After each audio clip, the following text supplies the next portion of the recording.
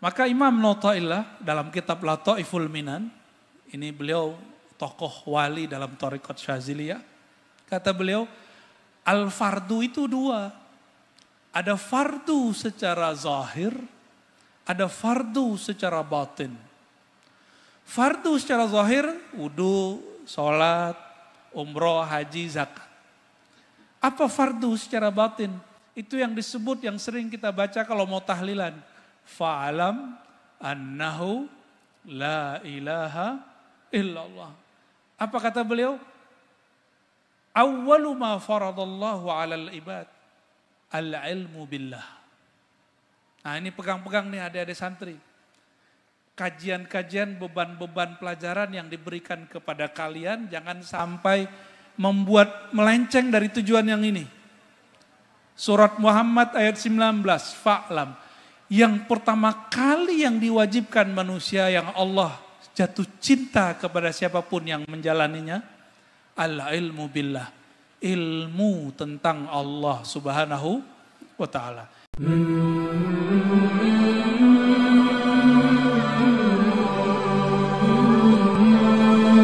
Mengirab Quran dengan semua metode i'rab. Yang gak bisa di-i'rab cuma huruf muqatta'ah, alif lam mim, la mahalla lahu fil i'rab. Itu beliau mensyarah kitab kecil Ujurumiyah tapi rasanya rasa alfiyah. Ternyata kitab itu gak penting amat besar atau kecil, yang penting siapa gurunya. Siapa yang megang kitab ini. Dan kita beruntung di Pulau Jawa, orang banyak hafal alfiyah, orang banyak hafal nazam-nazam, kitab-kitab yang luar biasa, belasan kitab biasanya. Saya nggak tahu di sini ada hafalan nazam. Hafalan nazam apa yang paling hafal? Aqidatul Awam. Hafal Aqidatul Awam? Hafal? Oke. Baikuni hafal? Masya Allah. Baikuni saya hafal setelah kuliah. Kalian hafal umurnya berapa yang sudah hafal Baikuni? Berapa? 12. 12. Ini kalau MTS tuh berapa Kiai umurnya? 15. Cuma ini yang satu kalian yang gak punya. Ini tahaddus bin ni'mah. Menceritakan nikmat Allah, karena Allah mengatakan fahaddis, ceritakan. Di umur segitu saya sudah mengambil 3 thariqah sufi. Di umur kalian 15 tahun saya sudah ngambil Naqsyabandiyah, Samaniyah, Qadiriyah. Itu aja bedanya. Kalau kitab mungkin kalau kita seumuran dulu kalian lebih alim. Tapi kalau jiwa mungkin saya bisa jamin aktsaru itmi'nanan. Ya, saya lebih tenang daripada kalian, itu aja bedanya. Ya, dan ketenangan itu yang sampai hari ini terasa. Ternyata orang kalau tenang, dia fokus. Itulah yang disebut ulaikal ladzina hadahumullah. Itulah mereka yang Allah beri hidayah. Banyak orang alim, tapi Allah enggak beri dia hidayah. Maka Imam Al-Faqih Ibnu Hajar Al-Haytami mengkritisi Ibnu Taimiyah, Syekhul Islam Ibnu Taimiyah, dan muridnya Ibnu Qayyim yang menjadi dikritik di kalangan Nahdien dari awal berdiri sampai sekarang. Ya. Tapi beliau dikasih gelar oleh Syekh Yasin, Syekhul Islam. Oleh Abu Yasaid Muhammad pun disebut Syekhul Islam. Maka kita tidak masalah menyebut beliau Syekhul Islam. Apa kata Ibnu Hajar? Ibnu Hajar Al-Haytami dalam Fatwa Al-Hadithiyah, saya ingat saya ada ibarat Addallahumallahu ala ilmin. Ini kritik naqad ilmi min Ibn Hajar Al-Haytami. Dia mengkritik Ibnu Taimiyah dengan sebutan apa? Allah sesatkan dia padahal dia berilmu. Walaupun saya tidak sepakat dengan kalam ini, tapi fakta itu ada. Adallahullahu ala ilmin itu ada. Diambil dari Quran. Ada orang-orang yang tersesat padahal dia berilmu. Karena al-ilmu itu hanya di akal. Hanya di sini. Tapi kalau al-iman fil qulub. Dan coba lihat, jadi pilihannya Romo Kiai Ulul Albab ini sempurna. Sesuai dengan kata yang beliau sukai, kata sempurna. Dari tadi saya hitung kalimat sempurnanya banyak. Ya, jadi artinya beliau menginginkan sesuatu yang sempurna. Tapi yang maha sempurna hanyalah Allah Subhanahu wa taala. Kenapa ada orang pinter? Iblis itu pinter gak? Pinter. Saking pinternya iblis. Iblis tahu kelemahan Sayyidina Adam. Apa kelemahan Sayyidina Adam? Sayyidatuna Hawa? Bukan. Kelemahan Sayyidina Adam bukan perempuan. Walaupun kelemahan yang jomblo-jomblo ini itu santri-santri perempuan ya. Kelemahan Sayyidina Adam bukan itu. Kelemahan sebenarnya Adam itu kelebihan beliau. Apa kelebihan Sayyidina Adam? Wa 'allama Adamal asma'a kullaha. Itu mumayyazah. Itu khususiyah Sayyidina Adam. Allah ajarkan Sayyidina Adam semua nama. Kita kalau sudah tahu rahasia nama, siapa yang punya nama, kita pasti hormat dengan orangnya. Berani nggak nih Adinda nih santri-santri, ada nama kiai, foto kiai tertulis, lalu kertas tulisan itu jatuh di lantai. Tega nggak membiarkan nama dan foto itu di lantai? Tega nggak? Nggak, itu baru nama Romo Kiai Nurkholis Misbah. Atau yang perempuan, sudah pernah jatuh cinta belum? Sering. Hari ini jangan jatuh cinta lagi nih. Jatuh cinta seseorang, foto dia jatuh ke lantai, terus ada orang mau injek. Berani gak nginjeknya? Berani gak biarinnya? Berani? Wah kayaknya habis putus cinta nih. Kita gak berani foto guru, foto kekasih. Itu ada yang jatuh, namanya dicoret orang. Kita gak berani. Sayyidina Adam dapat ilmu asma, ilmu mengenal nama dan yang punya nama. Maka kelemahan beliau pada nama itu. Jadi apa kelemahan seseorang itu kelebihannya. Jadi kalau mau cari tahu kelebihan seseorang apa, nanti pasti ketemu kelemahannya apa. Maka iblis yang dulu bernama Azazil, itu nama malaikatnya. Itu datang kepada Sayyidina Adam bukan lewat Hawa, nggak perlu pakai Sayyidatuna Hawa. Pakai apa caranya? Salah satu amal para nabi, adab para nabi, kalau sudah disebut nama Allah, maka mereka hormat dengan nama itu dan menghargai orang yang membaca namanya. Dan satu kali, fa'azallahumas syaitan, gitu. Syaitan mencoba menggelincirkan Sayyidina Adam, pakai apa? Bismillah, dengan nama fawarabbika. Maka disebut nama Allah. Jadi iblis bersumpah, hei Adam, demi nama Rabbmu. Jadi ternyata Ar-Rabbu itu nama Allah. Ar-Rabb itu ismu minal asma, isim dari al-asma'il husna. Makanya Imam Abdul Qahir Al-Baghdadi dalam kitab Usuluddin beliau memasukkan Ar-Rabb sebagai nama-nama awail, nama-nama awal. Rabb.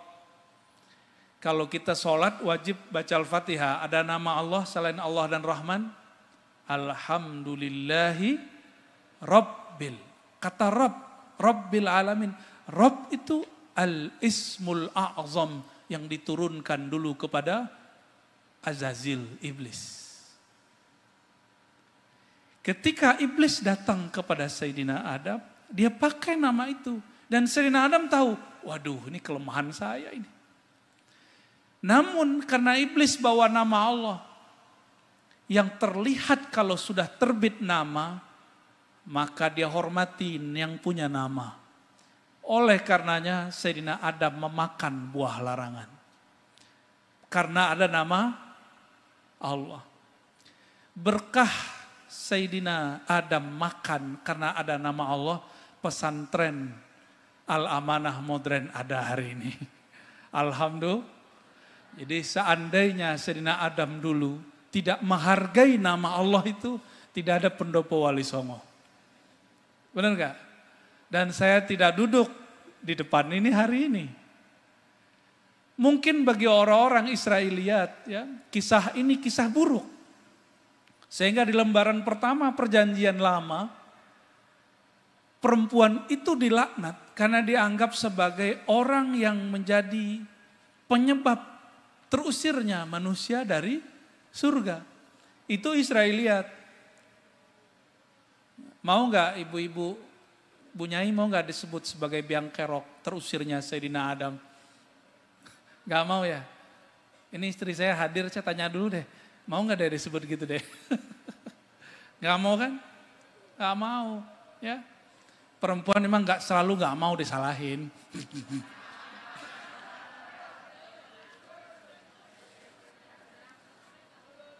Kalau perempuan, ini rahasia kita nih yang cowok-cowok yang lanang-lanang ya.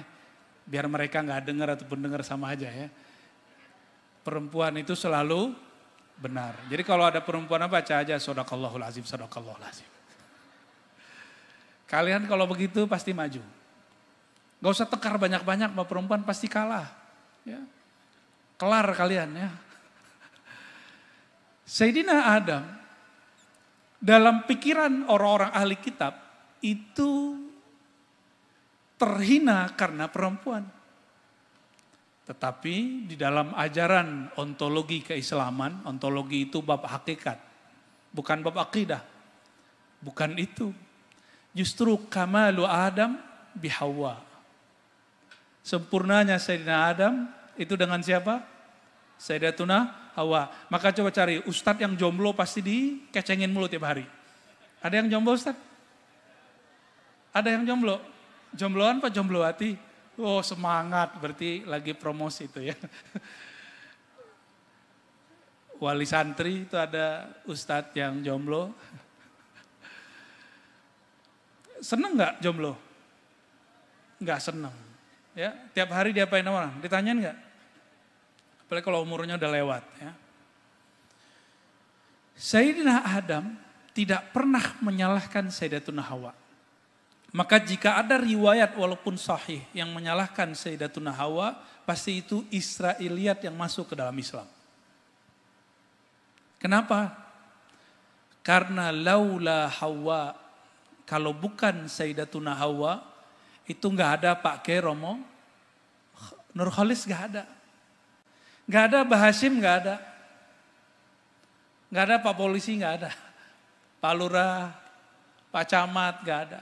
Nggak ada Syekh Salah, Ismukum Salah. Nah. Laula Hawa maulidna, sah? Nah. Maka hentikan kajian-kajian yang menyalahkan Sayyidatuna Hawa. Itu disebut al-athar al-isra'ili. Asar-asrar Israiliyat. Ya, itu berbahaya. Itu merendahkan harkat manusia. Pantas gak merendahkan ibu sendiri? Saudari kita sendiri? Bunyai kita sendiri kan gak pantas. Ya. Maka kajian-kajian Israiliyat cukup diceritakan, cukup dibacakan tapi tidak usah kemudian diikuti. Inilah makna ayat salah satunya. Ya. Alladzina yastami'una al-qawla fayattabi'una ahsanah. Ini allazina berarti sekelompok orang yang disebut di ayat sebelumnya fabashir ibad. Beri kabar gembiralah sang ibad, orang-orang yang dapat gelar ibad. Siapakah mereka? Orang yang dia progres terus. Allazina yastami'un. Seperti yang Adinda Santri tahu, yastami'un itu fi'il madhi apa mudhari'? Halo, yang jomblo-jomblo. Yastami'un fi'il madhi apa mudhari'? Mudhari itu faedahnya apa? Sedang dan akan. Berarti dia selalu. Sekarang dan juga nanti. Berarti dia terus. Yastami'un berarti mereka selalu menggunakan samanya. Di situ tidak disebutkan uzun, yang disebutkan istima, sama. Apa beda uzun dengan beda? Orang banyak punya telinga, tapi la yastami'un. Karena istima itu dia kerja dari sifat sama. Sifat sama itu salah satu anugerah Allah yang Allah berikan kepada kita. Salah satu dari sifat ma'ani yang 7. Sifat ma'ani yang 7 apa aja? Yang udah belajar aqidatul awam. Kudrat, iradat, terus ilmun, hayat. Sama, basar, oke. Semuanya pasti punya itu, pasti punya kudrat. Jadi Allah yang maha sempurna memberikan, memancarkan 7 sifat itu ke dalam diri kita. Bedanya kudrat Allah itu maha sempurna, kita tidak sempurna. Maka sempurnanya manusia kalau dia sadar tidak merasa sempurna. Jadi benarlah tadi Romo Kiai mengatakan, gak ada pesantren yang gak sempurna. Itu saya sadari. Dan justru banyak santri yang menjadi orang besar karena lahir dari tempat-tempat yang tidak sempurna itu. Karena dia tahu ini kurangnya di sini, nanti kalau aku jadi orang pasti aku lengkapi itu. Dan saya lihat Pak Kiai ini disebut juga rahal. Suka pindah-pindah pesantren. Benar Pak Kiai. Beliau ini suka pindah-pindah nyantri dulu. Dengan rihlah kita akan lihat, oh ini kurangnya di sini, ini kelebihannya di sini. Maka muncullah yang unik-unik di sini. Nggak ada pesantren punya rumah Wali Songo. Ini bid'ah ini Kiai. Fa ni'matil bid'atu hazihi. Ya. Sebaik-baik bid'ah ya begini. Ya. Laulal bid'ah, ya, ma taqaddama al-insan. Ya, kalau bukan bid'ah, manusia nggak ada yang maju. Maka bid'ah tidak boleh ditausi'. Tausi'atu ma'nal bid'ah amrun khatir fid din. Seperti yang dilakukan oleh kelompok mutasyaddidun, kelompok yang kaku hari ini, mereka yang mutatarrifun hari ini, mereka memperluas mana bid'ah. Padahal bid'ah itu sudah dipersempit oleh ulama. Bahkan kalau ngeles juga mau masuk sebut bid'ah, ada bid'ah hasanah, ada bid'ah sayyi'ah. Tapi mereka nggak mau terima. Ini sebagai contoh. Kalau kita nyebut maulid itu bid'ah apa? Bid'ah hasanah. Termasuk ini takharruj ini. Wisuda ini bid'ah hasanah, kan sahabat Nabi nggak ada yang wisuda. Benar nggak? Ya, kalau seandainya ini bid'ah yang masuk ke sana, maka kulluna min ahlin nar, kan begitu. Kita ahlun nar semua. Waduh gawat kalau begitu. Maka ulama kita dulu membagi hasanah sayyi'ah. Tapi Ibnu Taimiyah membagi dengan istilah yang lain. Ternyata sama aja. Contoh, ini haflah takharruj wisuda ini kalau dalam istilah Ibnu Taimiyah disebut bid'ah lughawiyah. Dalam kitab Iqtida' Shiratal Mustaqim dia menyebut, jadi ada sesuatu yang baru, tidak bertentangan dengan Quran, tidak bertentangan dengan sunnah, tidak bertentangan dengan hukum Islam. Disebut oleh Ibnu Taimiyah apa? Bid'ah lughawi. Secara bahasa bid'ah. Al-bid'ah lughawiyah hiya nafsul bid'ah hasanah. Jadi sebenarnya titik temu antara Wahabi dan NU itu bisa. Kalau mau, cuma mereka nggak mau. Jadi dan saya berharap semoga di pesantren ini ada kajian-kajian progres ke sana. Amin ya Rabbal. Capek kita ngelihat orang NU tengkar mulu sama Wahabi. Capek saya. Ya. Saya dulu salah satu fighternya. Orang yang selalu hampir tiap hari kajiannya. Intiqat ala Wahabi ardul al-khalas ta'ibna. Ya. Udah capek. Ternyata sesuatu yang gak capek itu apa? Makan. Makannya, kalau kalian makan perut coba. Nambah 3 kali capek nggak? Tapi al-mu'min la yashba' min khairin. Orang beriman nggak pernah kenyang dari al-khair. Al-khair huwa al-ilm. Orang beriman itu nggak pernah kenyang dari kebaikan. Al-khair di situ apa? Al-ilm. Ya, saya yakin nanti lebih dari separuh lanjut alih di sini kayaknya Kiai. Bener ya? Ayat ini walaupun sudah ada yang mensyarah, mentafsir, saya bukan mufassir walaupun ngajar di Institut Ilmu Al-Quran, salah satu pusat penafsiran. Tapi ayat ini bisa dijelaskan secara riwayatan, asbabun nuzul, itu sudah banyak di kitab. Bisa secara akliyah, itu sudah ada di kitab Fakhruddin Ar-Razi. Yang jarang itu orang bahas secara zauqiyah, secara rasa, secara qalbiyah, secara qalbu. Jadi ayat ini alladzina yastami'una al-qaula, tadi kita sudah jelaskan bahwa as-sama itu sesuatu yang Allah titipkan ke dalam diri. Kapan orang-orang ini mampu mendengar lalu fayattabi'una ahsana? Itu kalau mengikut kepada hadis Sahih Bukhari, la yazalu abdi yataqarrabu ilayya bin nawafil. Ya. Senantiasalah hambaku mendekatkan dirinya kepadaku dengan nawafil, amal tambahan. Tapi sebelumnya dalam hadis qudsi itu Allah mengatakan sesuatu yang Allah paling suka dari hamba, dia mendekatkan diri dengan sesuatu yang iftaratuhu alaih, yang aku wajibkan kepadanya. Wajib menurut ahli fikih apa? Sholat. Sholat 5 waktu wajib nggak? Wajib. Tapi wajib dalam ilmu rohani lain lagi. Toh ada orang yang sholat tapi celaka, surat Al-Ma'un. Betul? Ayatnya apa? Fawailul. Dia sholat tapi celaka. Terus apa kewajiban yang belum ditunaikan orang ini sehingga dia masih celaka? Maka Imam Nawawi dalam kitab Lataiful Minan, ini beliau tokoh wali dalam Thariqat Syaziliyah, kata beliau, al-fardu itu 2. Ada fardu secara zahir, ada fardu secara batin. Fardu secara zahir, wudu, sholat, umroh, haji, zakat. Apa fardu secara batin? Itu yang disebut, yang sering kita baca kalau mau tahlilan. Fa'alam annahu la ilaha illallah. Apa kata beliau?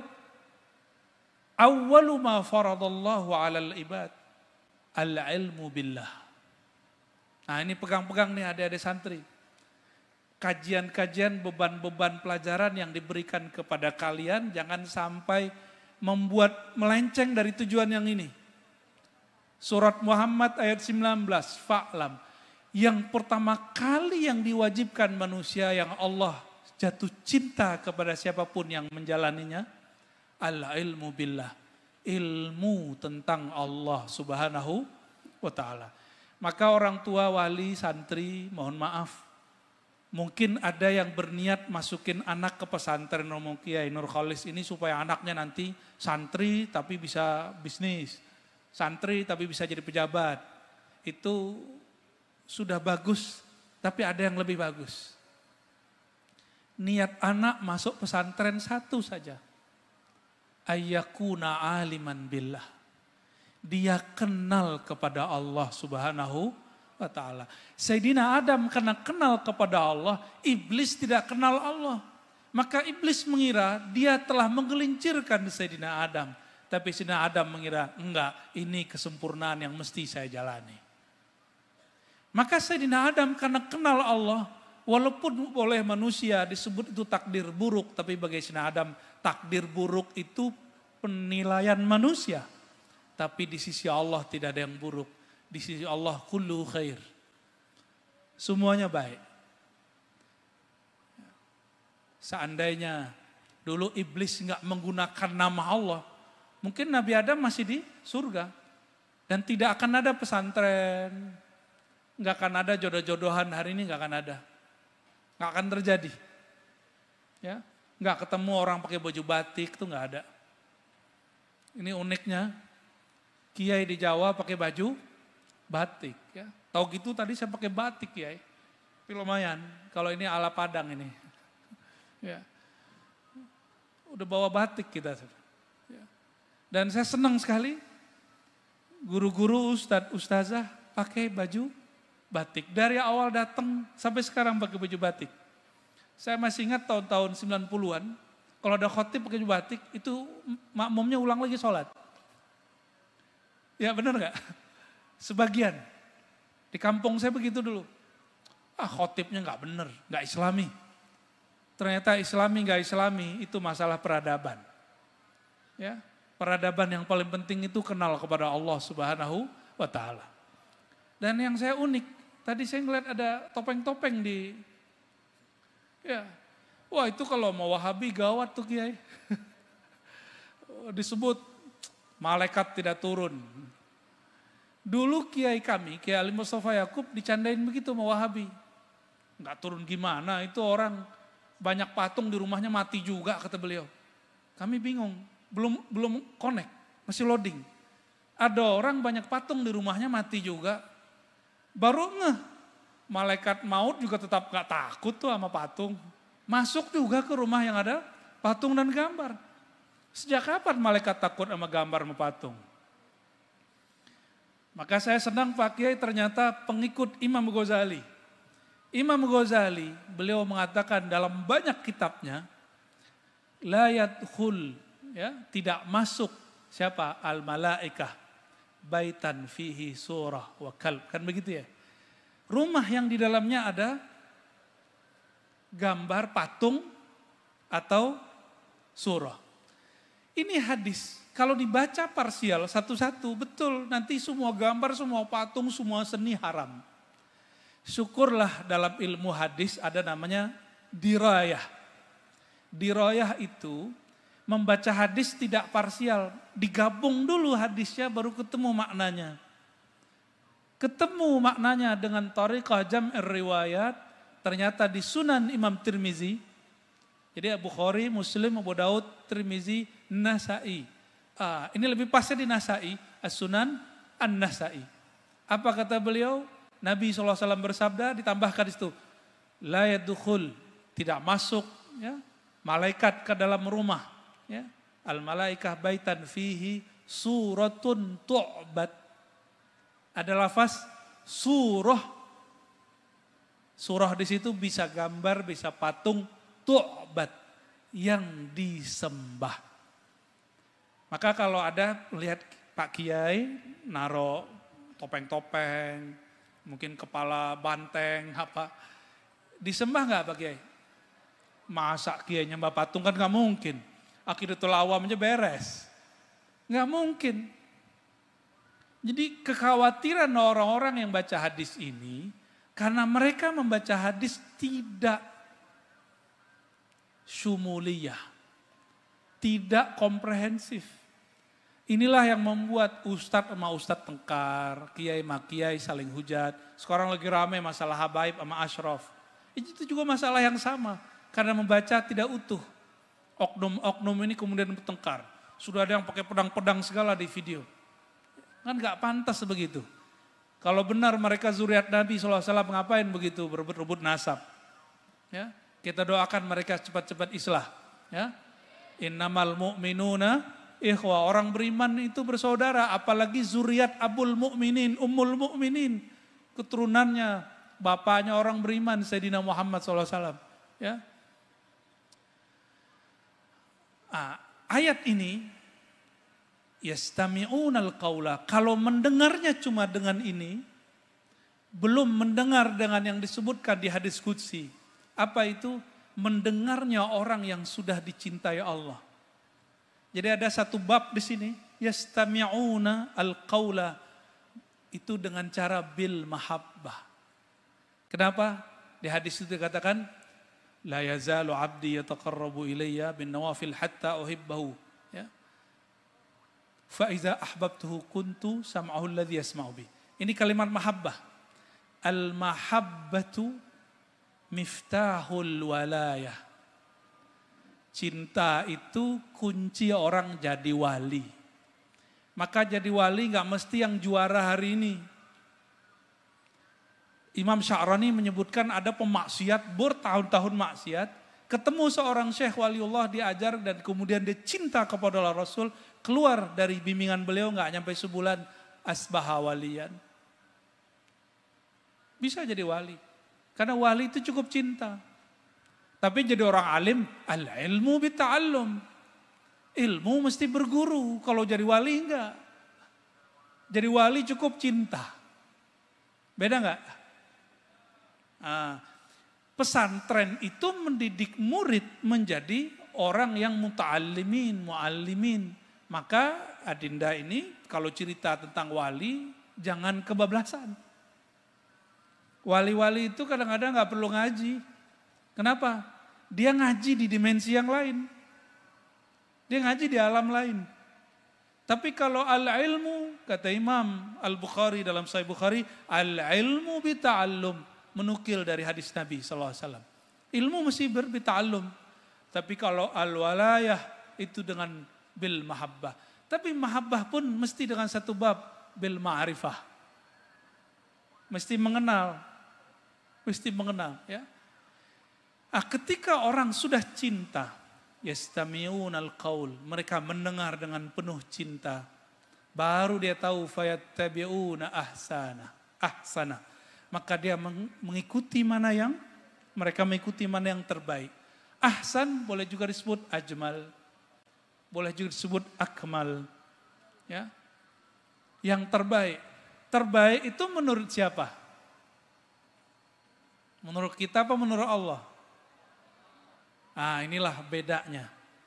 Kalau al-bahith al-ilmi al-aqli, pembahas, peneliti yang hanya mengandalkan akal, dia hanya mengatakan kebaikan menurut akal dia. Tapi kalau al-bahisnya sudah qalbi, ruhi, baru nyambung dengan ayat setelahnya. Ayat setelah, kalimat setelah itu, hidayah, ulaika, mereka itulah orang-orang yang disebutkan kata hidayah, hadahumullah. Dan dalam surat At-Taghabun ada satu kalimat, wa may yu'min billah yahdi qalbah, famahallul hidayah al-qalb. Maka hidayah itu turunnya ke dalam kolbu. Kenapa? Dalam surat Taghabun, siapa yang percaya kepada Allah, Allah beri bimbingan kolbunya. Maka saya doakan santri-santri kita termasuk kami semuanya, orang yang berilmu, tidak hanya dengan akalnya, tapi juga dengan kolbunya. Amin ya rabbal alamin. Oke, barangkali itu ya. Semoga sampai yang diciptakan menjadi ulul albab, orang-orang yang hatinya berlapis-lapis, hatinya selalu ramai dengan menyebut nama Allah Subhanahu wa ta'ala.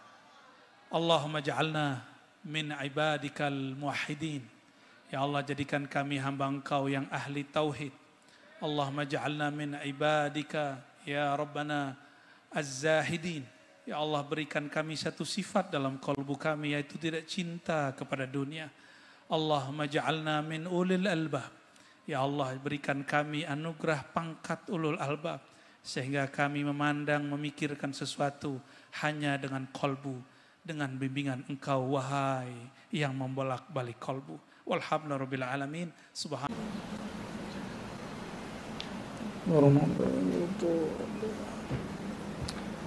الباب 23 في كسر الشهوتين شهر البطن والفرج.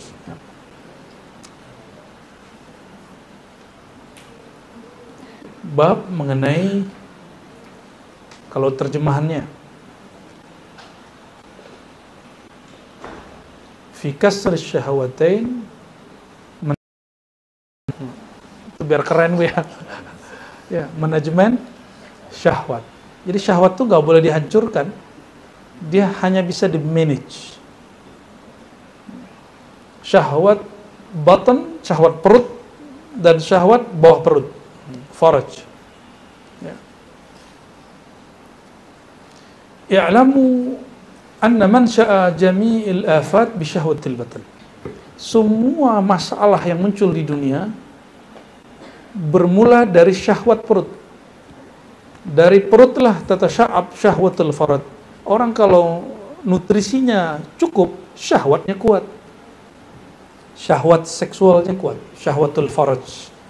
Faraj itu bahasa Arab artinya yani syai' ma baina syai'ain, ya. Atau saya nggak berani nyebut syai' itu apa. Ya, kita sebut syai' aja. Wa minha usiba Adam fa ukhrija minal jannah. Coba, ini Nabi Adam urusannya keluar dari sorga itu kenapa? Terusir. Urusan syahwatul faraj. Ya, urusan lawan jenis. Tapi sebelum lawan jenis, urusan perut kan mau makan, ya kan? Karena dia sayang dengan yang mau makan itu, ya salam, dimakanlah itu barang. Fa ukhrija minal jannah, ya, maka beliau terusir dari surga. Wa hiya allati tantahi birrajul ila ayatul dunya wa yarghab fiha.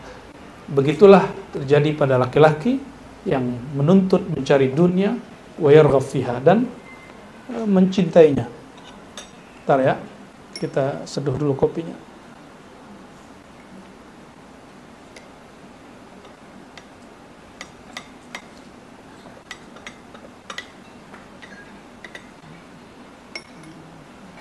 Terus bayan fadilatil ju' wa dhammish syaba'. Fadal ayyuhatukum as-salasa. Fadal. Biar Anda bisa ngopi.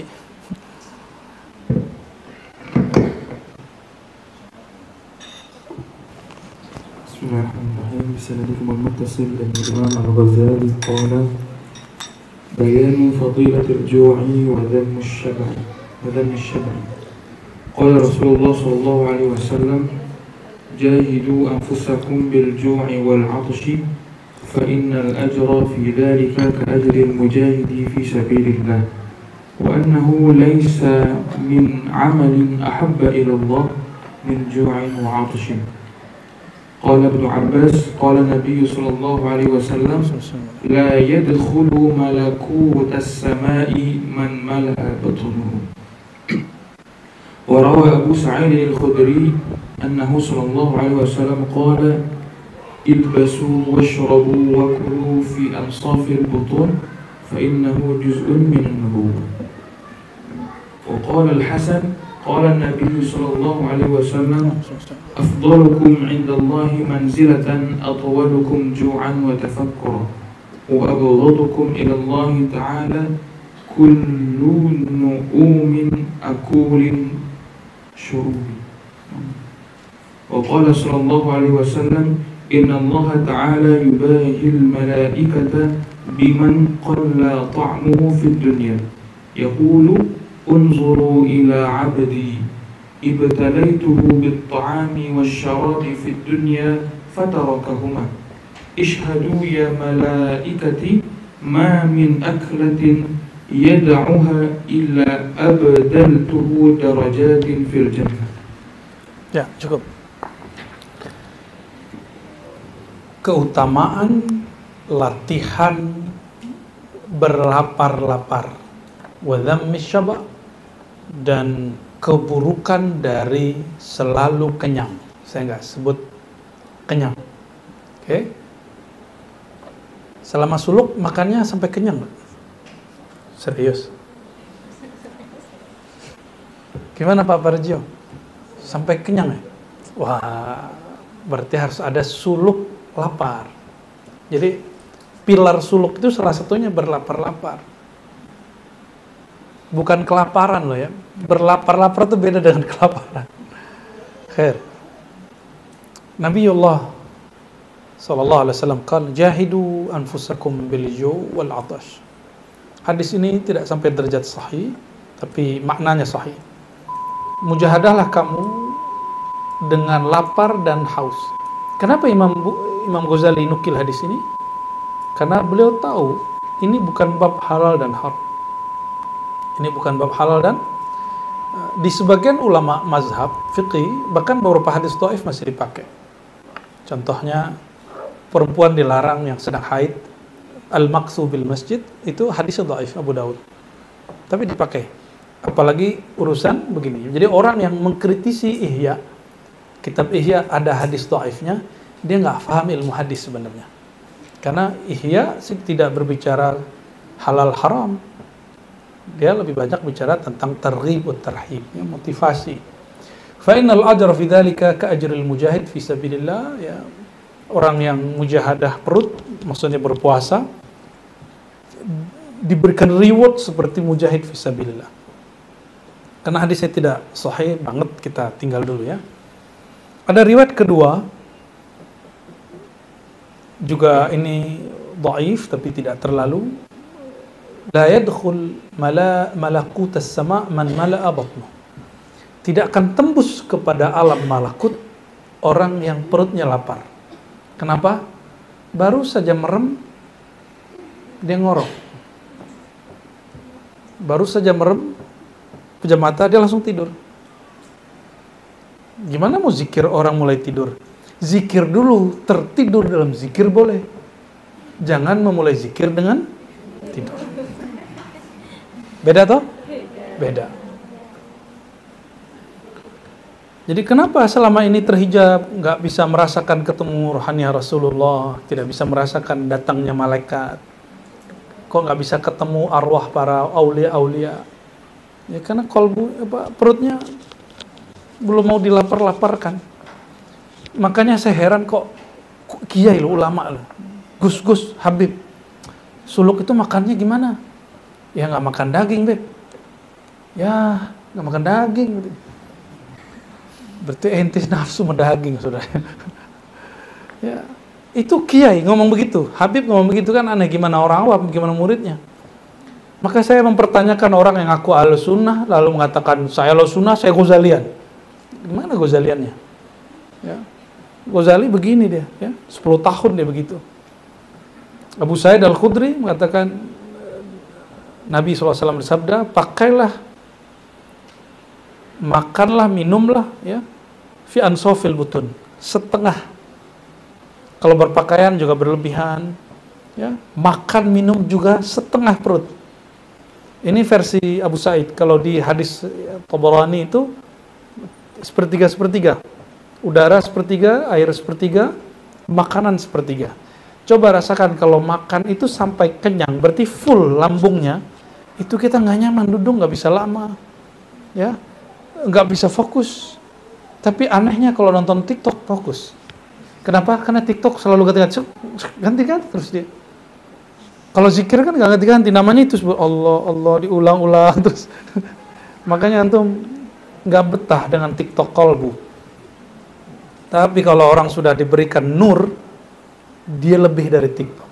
Dia bisa melihat yang lebih indah daripada si TikTok itu. Qala Al-Hasan, ya, fa innahu juz'un min an-nubuwah, itu juz'u dari nubuwah. Jadi salah satu nur kenubuatan kalau sudah menempel pada diri, orang pakaiannya sederhana, bajunya, makannya, minumnya juga sederhana, ya. Qala sallallahu alaihi wasallam, innallaha ta'ala yubahil malaikata, Allah itu berbangga kepada malaikat yang enggak makan, enggak minum karena mereka punya tubuh nur. Sedang kita punya tubuh tanah, tin. Kalau tubuh nur, makanannya subhanallah bihamdihi subhanallah itu yang kita baca tadi, itu lagi mengaktifkan nur malakut di dalam diri. Makanya zikir ini kan beberapa belum makan siang, dicokokin ilmu, cokokin zikir, itu nur malakutiahnya hidup itu, walaupun perutnya sudah mulai bunyi plok. Apa kata Nabi SAW? Ini hadis juga tidak sampai derajat yang sahih, tapi bisa dijadikan motivasi. Allah berbangga kepada malaikat yang tidak makan nasi, tidak makan gandum, tidak makan kurma, tidak ngopi, dengan orang yang qalla ta'muhu fid dunya, yang makan minumnya sederhana di dunia, sedikit makan. Maka siapa yang puasa esok, itu Allah ngecengin malaikat, kamu lihat nih, kalau kalian gak makan nasi wajar, gak punya lambung. Itu hambaku punya lambung tapi dia gak makan. Dawami punya lambung nggak? Wajar ya. Unzuru ila abdi ibtalaituhu bit-ta'am wasyarab fid dunya fataraka. Ternyata Allah memberi nikmat makan itu ujian. Perhatikanlah hambaku, aku berikan fasilitas mampu membeli makan dan minum, tapi dia tidak makan dan minum. Fatarakahuma. Ishhadu malaikat, perhatiin. Ma min aklatin yada'aha. Tidak ada makan minum yang ditinggalkan. Illa abdaltuhu darajatin fil jannah. Kecuali aku ganti dengan beberapa derajat di surga. Kenapa? Orang kalau lapar pasti ingat Allah dan gak niat maksiat.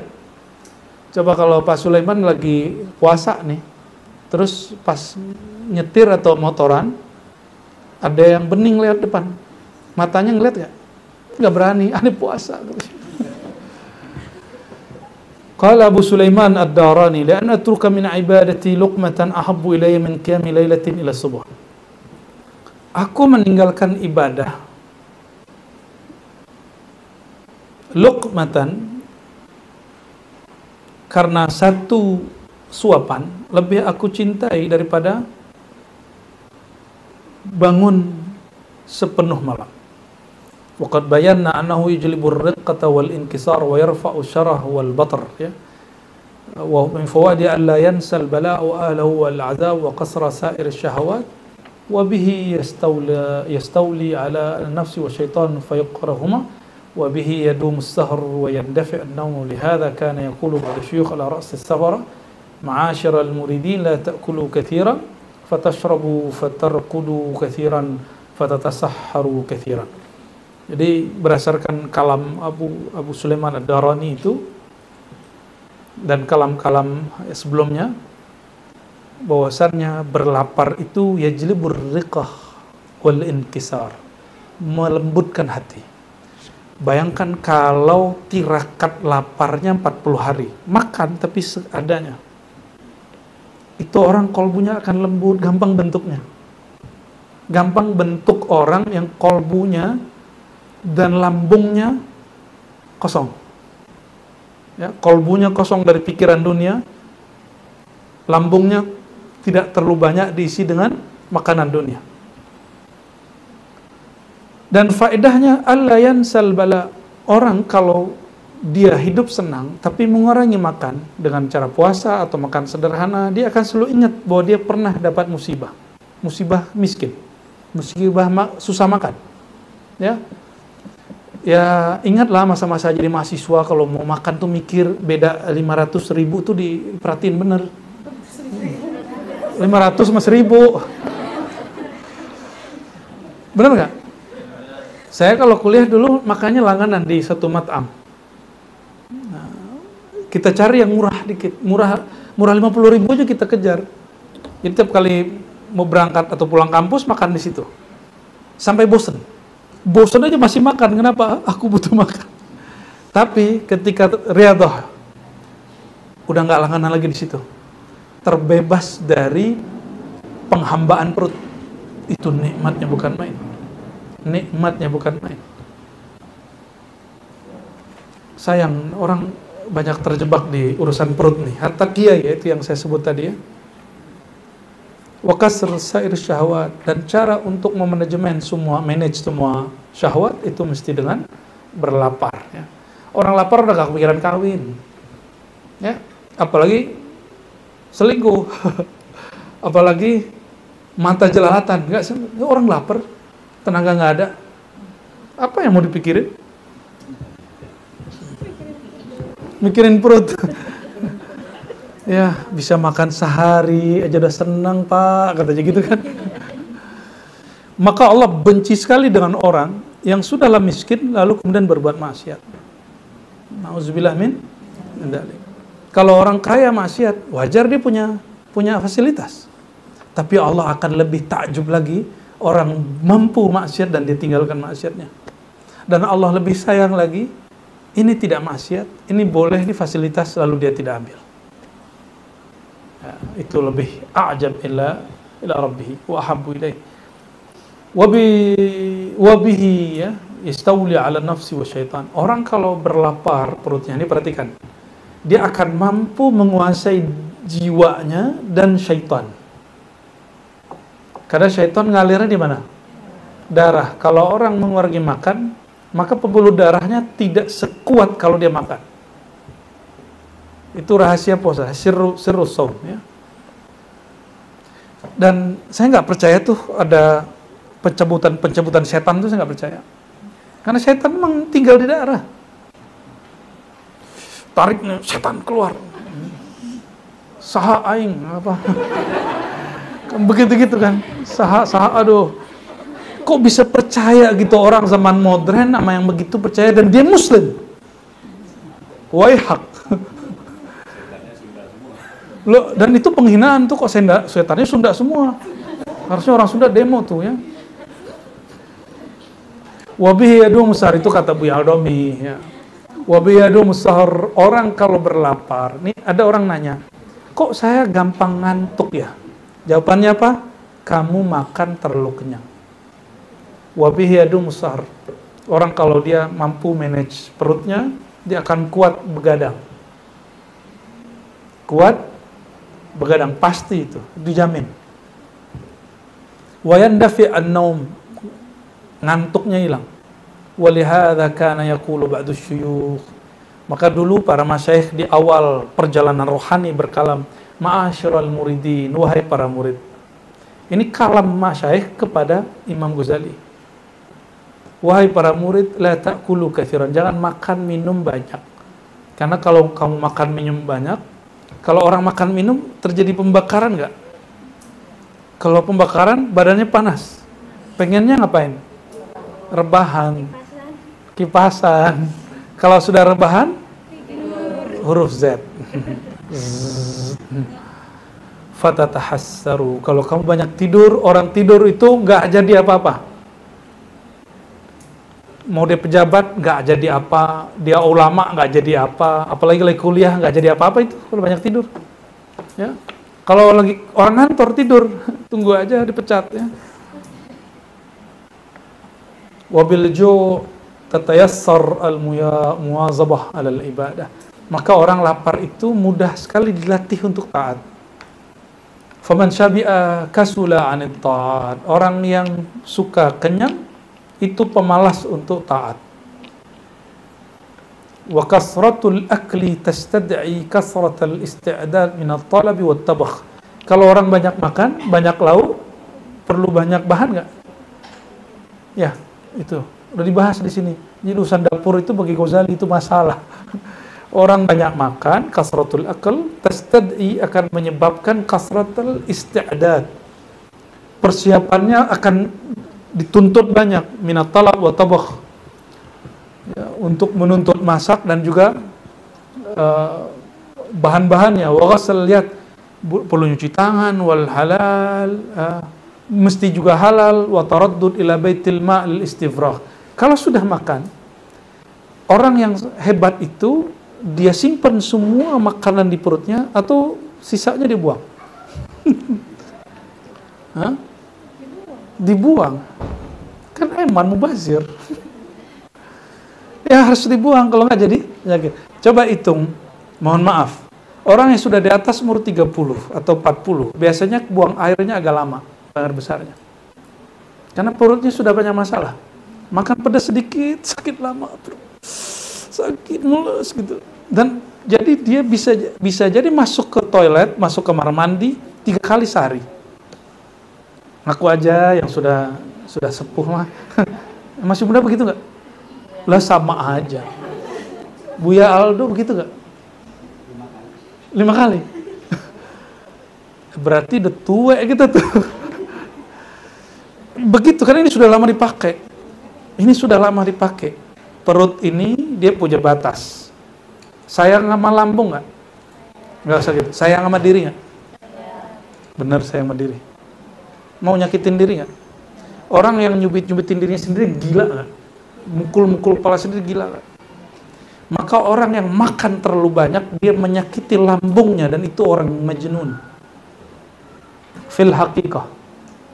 Orang gila pada bab hakikat. Karena dia nyakitin perutnya terus. Itu sebabnya syurbul khamar junun. Minum khamar itu bagian dari kegilaan. Kenapa? Merusak lambung, usus, semuanya. Ya.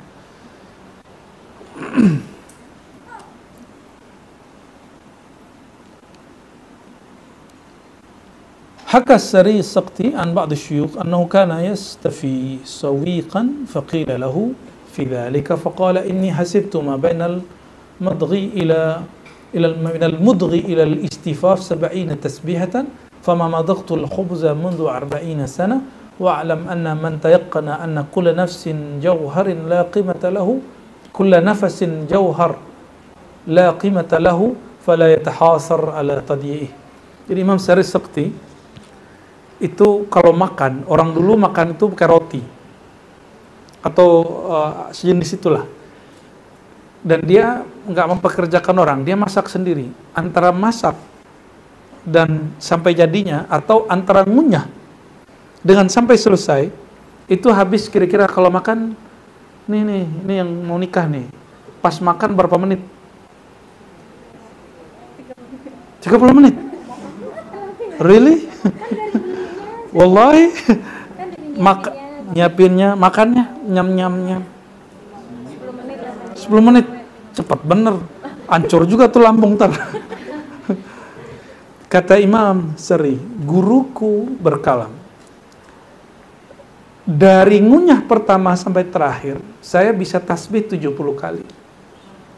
Subhanallah bihamdi, subhanallah, subhanallah, subhanallah, bihamdi, subhanallah, subhanallah. Tapi kamu ngunyah dan gak ada apa-apa, gimana caranya? Pakai hati, yakin. Paling sambil nonton Netflix, nonton YouTube. Kapan? Emang banyak orang makan terus zikir? Nadir. Allahu Akbar. Ada ya jawabnya.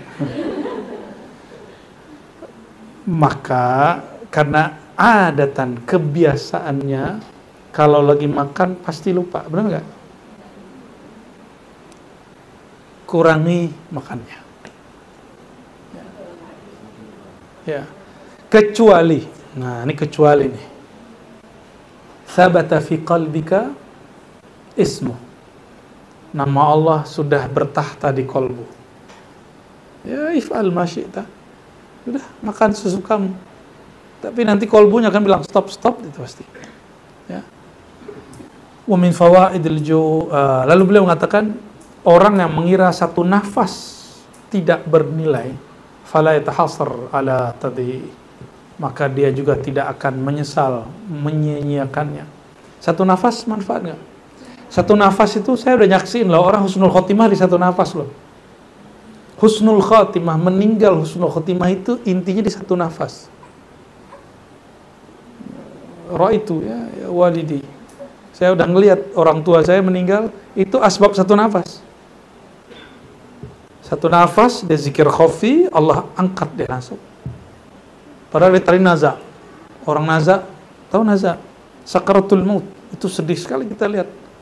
Kita kesakitan dicubit aja, sakitnya bukan main. Orang dilindas kakinya, ini nyawa dan badannya dipisah. Sakitnya bukan main. Makanya disunnahkan ada talqin. Maka berdoa kepada Allah, ya Allah jangan sampai aku meninggal dalam lupa lalai, dan jika engkau memungkinkan, adakanlah orang yang mentalkinku. Itu doanya. Dua itu aja. Ya. Kolbunya, kalau kayak Imam Shibli, kan ditalkin sama muridnya. Kul ya syekh, la ilaha illallah. Apa kata dia? Aneh sama yang ente sebut. Yang ente sebut siapa? Allah. Ana maaf. Allah. Muridnya suul adab, mau nalkin mursyidnya. Ya. Tapi kalau mursyidnya bilang, nah ini guru kita salah satu yang mursyid thariqah, itu cerita waktu guru agung kita wafat, gurunya manggil, ngabarin beberapa minggu sebelumnya, nanti saya akan meninggal jam sekian, di hari ini kamu jangan pergi. Ditungguin. Dan ketika ditungguin, gurunya bilang, bimbing aku zikir, tawajuh, talqin, kan aku seperti aku dulu mentawajuh karena mentalqinkan kamu. Dan Allah singkap mata batin beliau dan beliau melihat siapa aja yang datang, yang menjemput nyawa sang guru. Ya. Rafa'allahu arwaha masyayikhina ya ilal mala'il a'ma amin ya rabbil alamin. Nah, insyaallah pada bulan depan nanti masuk ke bab thariqah riyadhah. Apa caranya? Kalau tadi keutamaannya, next kita akan bahas tentang bagaimana caranya memanage syahwat perut. Karena dari situ akan mampu memanage syahwat nafsu, syahwat seksual, dan tidak dengan cara yang ekstrim. Dia sebut di sini sabiluhu tadarruj, caranya tidak langsung ekstrim, makannya 3 kali sehari terus jadi nggak makan sama sekali, bukan begitu. Itu tanda orang nggak punya mursyid, ya. Tanda orang nggak punya. Kalau orang punya mursyid dikasih bertahap, ya. Semoga Allah Ta'ala memberkahi kita semua, menjadikan majelis ini raudhatun min riyadil jannah, ya, seperti dalam hadis Imam Tirmizi, menjadi taman-taman surga yang mana disebut di situ nama-nama Allah, nama-nama Rasulullah. Amin ya rabbal alamin. Allahumma ya Ghaffar ya Ghafur, salli wa sallim wa barik ala sayyidina Muhammad, sayyidit tawabin, sayyidil mustaghfirin, wa ala alihi wa ashabihi ajma'in. Ya Allah, sampaikan salawat dan salam kepada Nabi Muhammad sallallahu alaihi wasallam, hamba yang paling banyak bertobat, hamba yang paling banyak beristighfar. Allahumma ja'alna minat tawabin wa ja'alna minal mustaghfirin wa ja'alna min ibadikas salihin. Ya Allah, kami setiap hari bermaksiat, kami setiap hari salah, kami setiap hari lalai. Namun ya Allah, pintu rahmat-Mu sangatlah luas. Dan tulislah ya Allah, kami mohon ya Allah, tulislah dalam takdir rahman-Mu, takdir rahim-Mu, bahwa kami termasuk orang-orang yang tawabin, yang suka bertobat, yang suka beristighfar. Allahumma ya Allah, in waqa'na wa in zalalna fi ma'siyatin, jika kami terjebak kepada pemaksiatan, jika kami terbawa oleh nafsu kami, fadzakkirna birahmatik, fadzakkirna bilutfik, fadzakkirna ya Allah bimawaddatik.